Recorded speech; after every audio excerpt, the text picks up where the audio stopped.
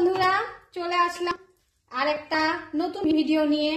মেয়ে বায়না করছিল যে মিষ্টি খাবেও, তো ভাবলাম দেখি ফ্রিজে কি আছে।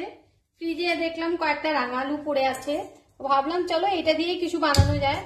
প্রথমেই চুলায় বসিয়ে দিলাম,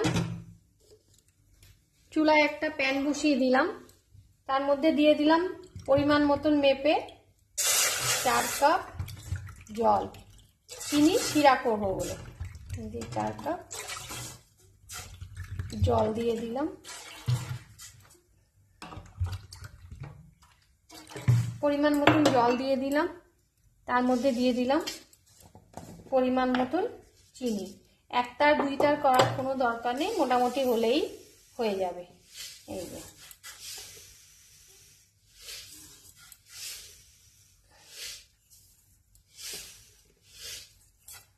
তো এই পর্যায়ে শিরাটা হতে থাকুক বন্ধু, তারপরে অ্যারেঞ্জমেন্টটা ওই করে নিচ্ছি। নাড়া দিয়ে দিলাম বন্ধুরা, হতে থাকুক, তারপরে আরো অ্যারেঞ্জমেন্টটা রেডি করতে থাকি। তো এই যে রাঙা আলুটাকে আগের থেকে আমি সেদ্ধ করে ছুলে পরিষ্কার করে রেখে নিয়েছি। তো চলো এটাকে গ্রেট করে নেব। গ্রেট করে নিলে কি হবে বন্ধুরা, যাতে রাঙা আলুটা মিহি হয়ে যায়, যাতে এর মধ্যে কোনো কিচ্ছু না পড়ে যায়। তো এই যে বন্ধুরা আমার ম্যাশ করা হয়ে গেছে। এবার এর মধ্যে সব উপকরণগুলো দিয়ে দেব। দিয়ে দিলাম 2 চামচ ময়দা, 2 চামচ ময়দা দিয়ে দিলাম, আর দিয়ে দিলাম বড় 2 চামচের গুঁড়ো দুধ। আপনি এর মধ্যে খোয়া ক্ষীরও দিতে পারেন বন্ধুরা, আমার বাড়িতে যা ছিল আপাতত আমি সেই দিয়েই চালিয়ে নিচ্ছি। আপনারা চাইলে খোয়া ক্ষীর বা অন্য কিছু দিতে পারেন। আর দিলাম একটুখানি মাখার জন্য আর গন্ধের জন্য ঘি। আর দিয়ে দিলাম এর মধ্যে 1 চামচ বেকিং সোডা, ছোট চামচের 1 চামচ বেকিং সোডা। তাই সব উপকরণগুলোকে ভালো করে মেখে নিতে হবে বন্ধুরা। এই পর্যন্ত এরকমটা ডোয়ের মতন তৈরি করে নিতে হবে। সুন্দর করে তৈরি করে নিতে হবে। এরপরে ছোট ছোট লেচি করে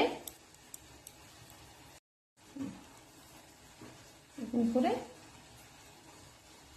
কালো জামের আকার মতন গড়ে নিতে হবে। এই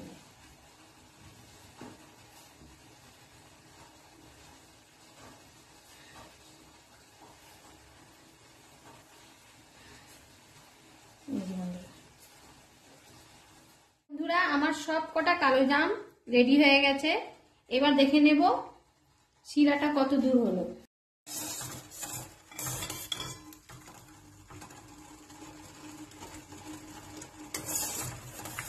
এই যে বন্ধুরা এই পর্যায়ে দেখছি যে আমার শিরাটা প্রায় হয়ে গেছে, আর একটু হলেই হয়ে যাবে। 1টার 2টার করার কোনো দরকার নেই, মোটামুটি একটু আঠা আঠা ভাব হলেই হয়ে যাবে। আর এর মধ্যে এলাচ হয়েছে অপশনাল, আপনারা চাইলে দিতে পারেন, চাইলে নাও দিতে পারেন। আমি যেমন দিইনি, আমার এলাচের ফ্লেভারটা ভালো লাগে না, সেই কারণে আমি দিইনি। আপনারা চাইলে দিতেও পারেন। বন্ধুরা শিরাটা আমার কমপ্লিট হয়ে গেছে। এবার নামিয়ে দিয়ে একটা চুলায় কড়া বসিয়ে দেব। এগুলোকে ভাজার জন্য কড়া বসিয়ে দেব। কড়াটা গরম হয়ে গেল বন্ধুরা, দিয়ে দিলাম সাদা তেল। ভাজার জন্য দিয়ে দিলাম সাদা তেল। আমার তেলটা গরম হয়ে গেছে। এবার এক এক করে কালো জামগুলো কড়াইতে ছেড়ে ডিপ ফ্রাই করে নেবো আর কি।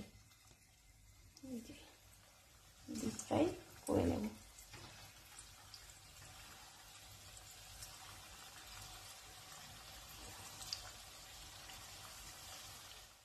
এই যে বন্ধুরা লাল লাল করে ভেজে নেব আর কি। অল্প আঁচে করে ভাজতে হবে, নাহলে আবার বেশি পুড়ে যাবে, তখন আবার দেখতে বাজে লাগবে। হালকা আঁচে লাল লাল করে সুন্দর ভেজে নিতে হবে বন্ধুরা। এই যে আমার হয়ে গেছে ভাজাটা। এই পর্যায়ে তুলে শিরায় দিয়ে দেব।